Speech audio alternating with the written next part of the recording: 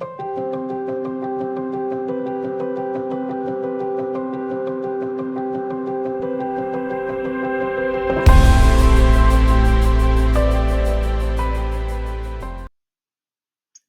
are becoming more prevalent in our daily lives.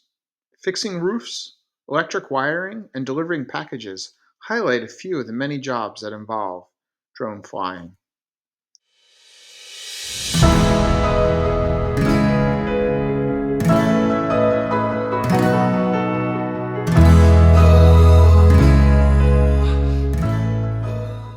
Drones are now part of the 8th grade tech ed curriculum to expose students to how to fly, communicate, and program the newest fleet of drones. Students first learn to fly the new drones with a remote control. After accomplishing this task with a remote, the students then need to communicate with a partner and give detailed instructions to fly around the wall and land on a specific landing mat.